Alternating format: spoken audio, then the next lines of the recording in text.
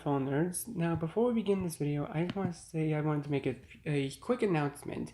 So, for the rest of this month, I've been working on something for my talk sprites that you see right now on the screen, and I have been trying to make a new little design for my character. It's not quite ready yet, so for the rest of Pride Month, I decided to make a completely different variation of this current talk sprite. So what I'm going to do is I'm going to reveal what it looks like, and I really hope you guys love it. So without further ado, I shall introduce my brand new design. Ta-da! What do you guys think? So I decided to go ahead and edit the current avatar and give myself a pride sweatshirt that reflects my current orientation, which is I am romantic ace spike. So I really hope that you guys enjoy the rest of this video, and I really hope you guys enjoy my new sweatshirt design. And thank you again so much for watching. I'll see you in the video. And hello all of my fellow nerds out there. This is Oracle Nerd Richie, and welcome back to Moments. Last part we ended on I guess we ended on Soul learning how to fight from Chet, and right now we're gonna be continuing the story from where we left off. True to his word, Soul's lunchtimes were peaceful from then on. He wasn't sure what happened, that the boy didn't bother him again. Instead, Chet started eating with him. Soul half wondered if Chet had done something, like fought him. It was another game when he found out. That's another point, Ref. Chet won, the rest of you, none. Soccer was fun now that Soul was watching Chet. There he was, flailing his limbs wildly on the field, kicking and shouting as he scored. He was so cool. Excuse me. Oh, sorry. Wait, you're... Someone elbowed Soul from behind, and then a guy was bursting onto the field. There you are! It's payback time.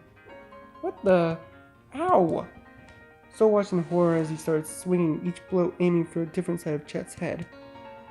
Stop that! I'm gonna start biting! Chet was fighting back. Ow! He bit me? Biting back. Oh, cause fight and bite rhyme. It was admirable how quickly he resorted to fighting dirty.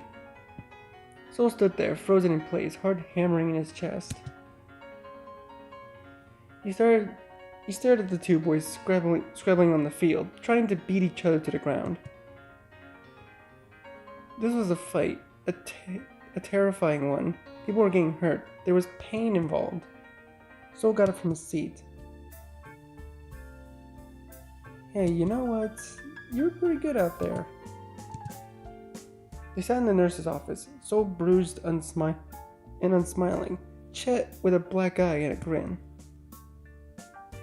Soul looked at Chet and sighed. He was way too cheerful for someone who just got jumped. What was that? What do you mean? Billy. He attacked you in the middle of the game. Yeah, I guess he did. We put up a good fight though. But why did he do it? It wasn't because of me, was it? What do you mean? I mean, there was a lunch money thing. Did you say something to him? Yeah, with my fists. I guess he was a bit mad after that. Oh well, I did hit him pretty hard. He is so carefree. I don't know what it is about him, but he's just so damn carefree. I don't know why. I'm sorry. Why are you apologizing? You shouldn't have been taking your money in the first place. But now you're hurt. Isn't that the human condition, really?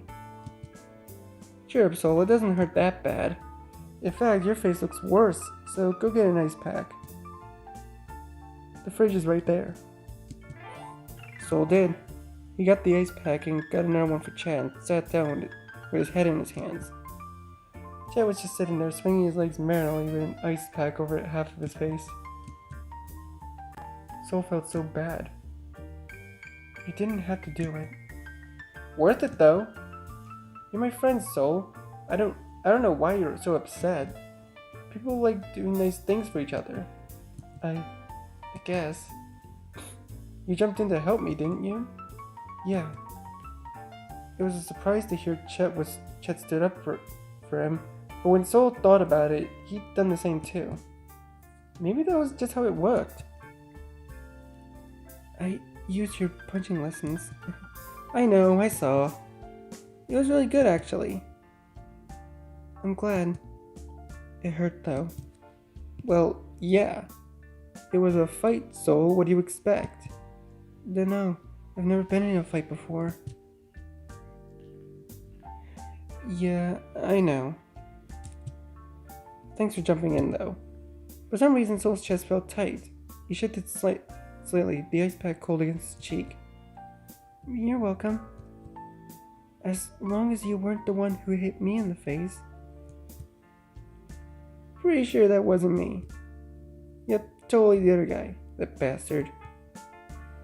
Actually, Soul had seen Freckles before we saw stars, so he had a feeling the other guy, bastard that he was, didn't do it. Not that he was going to tell Chet.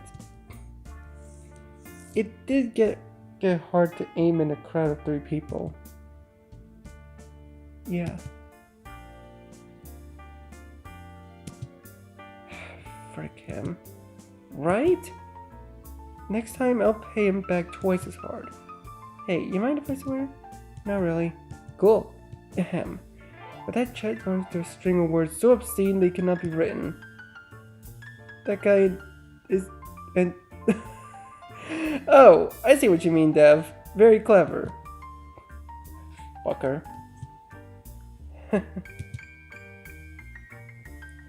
That's funny, Chet. Well, duh. Look, Soul, I do a lot for you, just so you know. Chet paused, falling into a contemplative silence.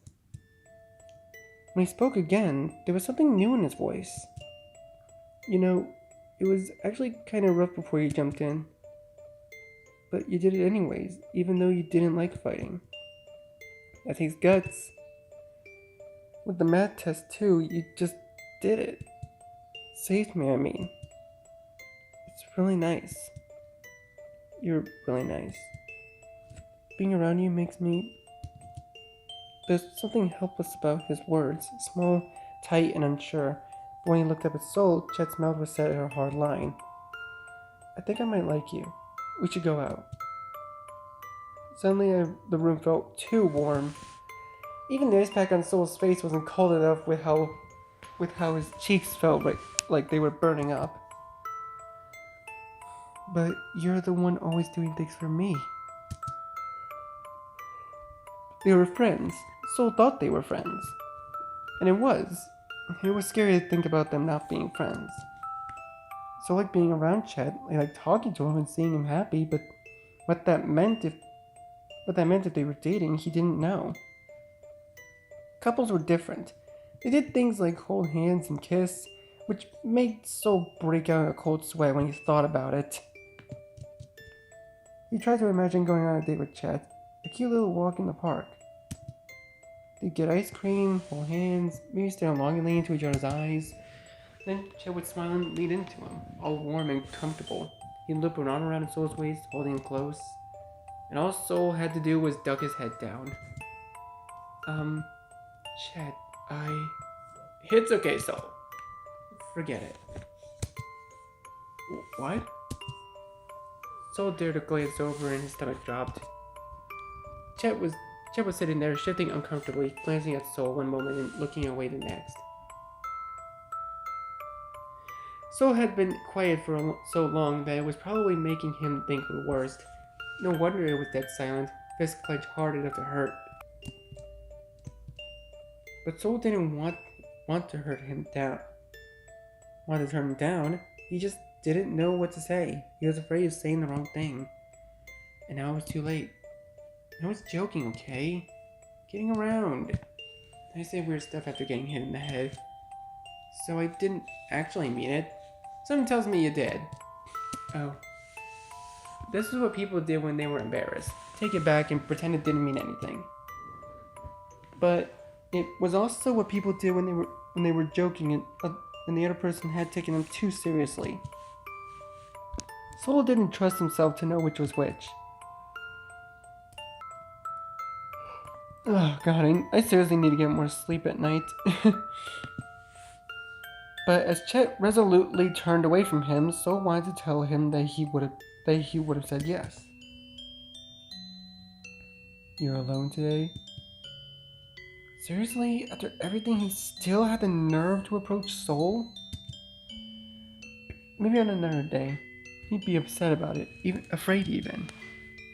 But Chet wasn't speaking to him, and Soul couldn't care about anything else. Just take the lunch money. Thanks? Billy the bully stared at the bills in his hand before recovering quickly, tucking them into his pocket. Where's your little boyfriend? So he was here to gloat. Billy must have thought he'd scared Chet off with his stunts during the game. No doubt he was feeling proud of himself, a vicious glee in ruining someone's relationship. Soul narrowed his eyes, feeling something sour rise in his throat. He's not talking to me. Aw, you broke up? Will you cut that out? It's all your fault. What? You and your stupid idea to attack him in the middle of a soccer game. Was that fun for you? Did you like ruining the game for everyone? Your petty little revenge was nothing but a huge pain in the ass. Damn. You're that mad Chet stood up for me? Mad enough that you had to get him back? That's sad. I think deep down you know no one would stand up for you. That's not true. Soul didn't actually know what he was saying, just that he couldn't take it anymore. Years of lost lunch money were coming to the surface, simmering until it reached a boiling point. If that meant digging into someone's insecurities, then so be it. Yes, it is. Just you, running alone onto the field because you couldn't get anyone else to go with you. At least I have. At least I have a friend. The words came out in a rush, like they were everything Soul ever wanted to say. Everything that had built up over the years was coming out, but it was losing Chet that made him the maddest, really. I hope you're satisfied he's not talking to me. Thanks a lot. Thanks a lot. Oh. Look at that, an echo. Damn it. If you have nothing else to say, then leave. Alright. He's in the sports supply closet. What? The sports supply closet. Next to the gym. I saw him go in. What good is that now? So it went anyways. The sports supply closet was on the other side of the school in a corner you had to go out of your way to find. So there's no reason for Chet to go in there in the middle of lunch other than to mope. When he opened the door, he found Chet sitting in the corner, not doing anything, just sitting there. It was the saddest thing Soul had ever seen. What are you doing here? Wait, how would you even know? Not important. Are you okay? I'm great. Now get out. Sitting alone, he glared up at Soul, arms crossed defensively. Soul's heart hurt. He took a step forward, then another. But then Chet got up and shoved his way past Soul, going for the door. Leave me alone, okay? At least let me wallow in self-pity. What? I'm not letting you do that. Without thinking, he threw an arm out. Behind him, the door clicked shut with a distinctive sound of a lock. Chet stopped and looked at Soul like he was the dumbest person in the world. Great going, Soul. Did anyone ever tell you the lock's broken? And it locks on the outside, so once again, great going, Soul. Now we're stuck in here. I didn't know. Sorry. Chet didn't look happy about it. Soul was secretly a little happy. His luck wasn't too bad when it counted. I really want to talk to you, Chet. Never thought you were the talking type, but okay. Go on, talk. Well, you've been avoiding me. No, I haven't. Yes, you have. No. Yes? Leaning against the wall, Chet twisted his fingers and glared. Soul was suddenly faced with the fact that he didn't know what he was doing. The good thing about being locked in the closet that he had to try and fix things, otherwise being there would be unbearable. I don't like you avoiding me. Shouldn't you? I mean, I basically confessed to you. Is that a bad thing? Kinda? I made it weird. Are you sure you just can't take rejection? What? I said what I said. I didn't even mean to say it. It just slipped out. You like me that much? Soul blinked, stared at Chet, and blinked again. That was actually kind of cute? Oh god, was he a terrible person for thinking that now? He had something else to say something else. Chet was spilling his guts, and he was just standing there. Why do you even like me? Wait, that was the list of top 10 things not to say. Chet thought so too, if the way he looked at Soul was any indication. Are you serious right now? Kind of? Well, I don't know, I just do. You're pretty and you have a good personality? Huh? That's a lot to like, okay? Oh, thank you. No problem. Soul winced, daring a glance at Chet. He immediately wished he hadn't. Chet's whole body was tense, face turned resolutely away. The tips of his ears were red, jaw clenched so hard that it had to hurt. Soul felt really, really bad. What? Nothing. There was a lot he could say right now. It's okay, nothing's wrong. Let's pretend this didn't happen. You'll get over it and then we can still be friends. It'll be just like normal. The words wouldn't even come out. Wherever they weren't what Soul really wanted to say. Chet liking him made Soul self-conscious in a nervous, swooping, anxiety-inducing sort of way. But it also made him happy. And that was a little bit scary. It's okay, don't force yourself. Soul took a deep breath, head falling back against the wall and tried again. When you say you like me, I didn't mind it. He thought back to the scene of them holding hands and eating ice cream. Soul smiled a little. What's that supposed to mean? But just that I was okay with it. There was a long pause before Chet spoke again, and it was a relief when he did. Are you sure? You're not saying that just to be nice? I'm not. In case you haven't noticed, I'm kind of mean, actually. You're nice to me, though. Soul sat there and quiet as Chet laughed nervously. Now it was like he was the one confessing. But however Chet reacted, it didn't matter. That's what Soul told himself as he waited. We can be whatever you want, Soul. Whatever I want? That's a lot of responsibility. I know. That's why I don't want to deal with it. We can still be friends. Oh, but I wouldn't mind being the other thing too. Aww. If you want. Really? There was a smile forming on Chet's face, small and hopeful. Without thinking about it, Soul reached over and their fingers brushing. Yes, I think it would be nice. Probably. So, do you want to maybe come over tonight? What? Going too fast, Soul. I didn't mean it like that. I just thought it'd be nice if we weren't at school. And we could do other things. Not those things. Oh man.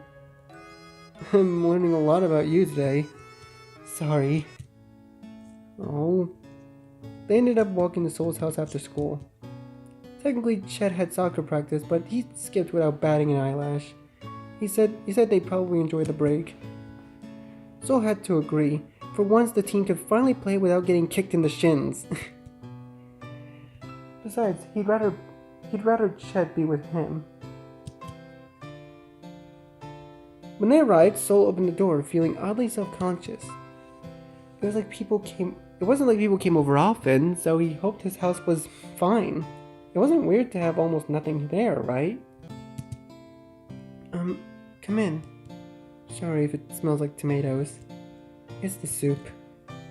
It really does. Well, it's okay. I like tomatoes. And at least it's clean. Clean? Yeah. Not that my house is messy or anything. Seriously, stop looking at me like that. Sorry. I'm just saying it's kind of out of a home, kind of like out of a home design book. Oh, so it doesn't look lived in? Awkward. For some reason, this wasn't what Soul had imagined. There was a lot more silence and a lot less romance. Actually, what had he expected inviting Chet over? Regret was beginning to set in. He felt like such a fool. Do you want to come upstairs? I have games in my room. Sure. You just had to act normal. That couldn't be too hard, right? It was a little hard.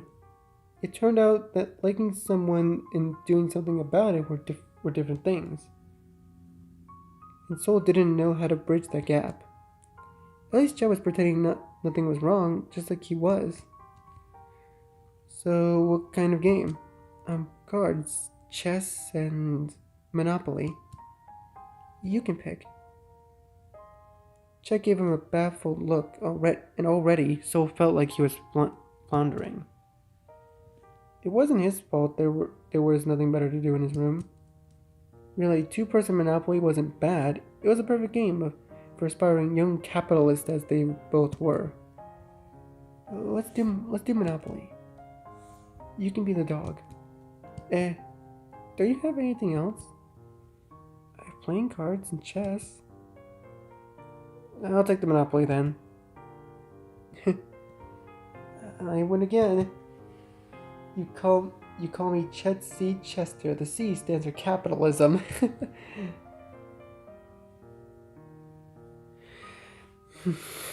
I'm going to work in finance when I grow up.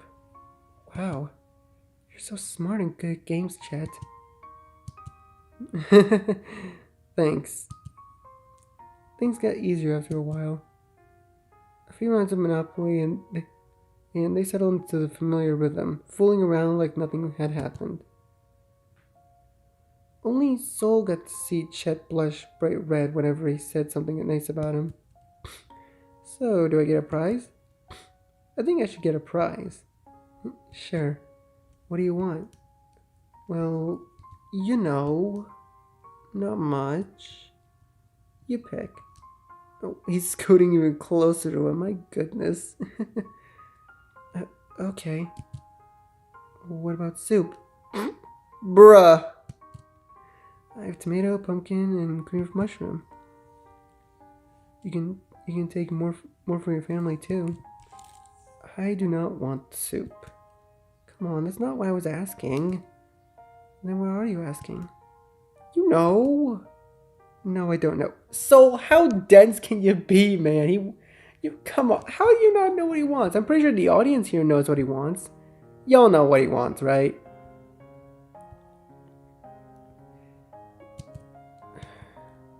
Are you sure you like me? What? that came out of the blue, but it also sort of didn't. Maybe Soul had been trying too hard to keep things normal to sidestep anything that involved feelings. He didn't know what else to do. The entire time, Chet might have been waiting for something more than Monopoly. I do like you. Oh.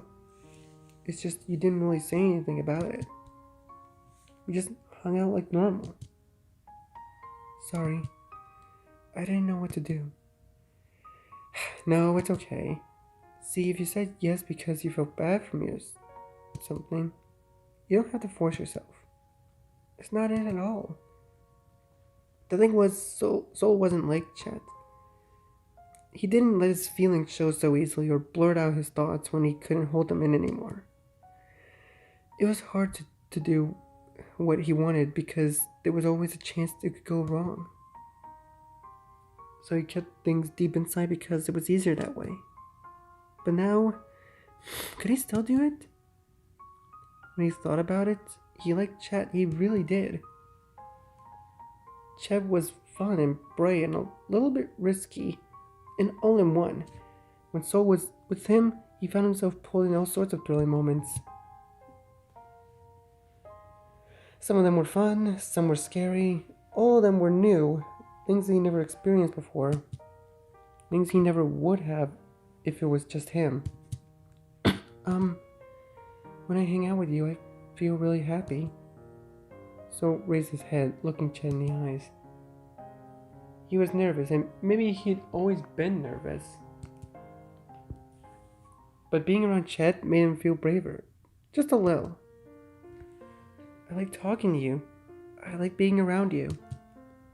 I like seeing you smile. I want to be the reason you smile. Oh. Sorry. I don't know what I'm doing. You're doing pretty well so far. Thanks. I'm glad. Yeah. Guess I'll continue. When you said we should maybe go out? In the nurse's office, remember? I thought about us holding hands and getting ice cream. Wow. Didn't know that. Right. So you didn't have to take it back. I would have said yes. That's not fair. Why are you so good at this? What? You smooth talker? I'm going to swoon and it'll be all your fault. Then I'll catch you in my arms. Surprisingly, this was easier than you thought. No. The moment he started, it was like the floodgates had opened and now Soul couldn't hold back. Being affectionate was nice, actually. It was fun. I think I actually kind of like telling you how much I like you. Oh my god. No. Soul opened his arms and waited expectantly. Aw, it's so cute. Look at them. So Soul opened his arms and waited expectantly. Without a word, Chet fell into him, burying his face into Soul's chest. His face was red to the tips of his ears, and that was impossibly adorable. Soul found it cute how he was getting shy now. I can't believe this. You like me so much. I do like you. It felt good to say it. Each word made him lighter, filling his heart with warmth. Soul took a deep breath and said it again, just because he could. I like you a lot. I really, really like you. Aww. Bright red, Chet grabbed Soul's shirt and hid his face in it. I like you too. This is so bad for my heart. Good. Oh, wait, that's it? Wait, that's the ending? Huh. Well then, I guess that simply does it for the two-parter. So, I guess that simply does it for this game. Wow, this game was actually really adorable. It was really cute seeing how the story like this would unfold. I myself have never actually been to a private school. I've always went to public schools, so I probably wouldn't have known how people like this would feel. Actually, I wouldn't even know how it feels to go to a private school, honestly, because I've never been to one. But I think I can understand when it comes to the feelings of different people, and honestly, I can actually feel the feelings coming off of these two when it came to certain parts of the story. So, anyways, that's gonna do it for Moments. Thank you guys so much for watching this video. Be sure to leave a like, comment what you think, share this video with your friends, and be sure to subscribe and click the bell so you don't miss a single notification. I'll see all of you in the next video. Goodbye. You say you wanna try, but you never do. Sugar, there's a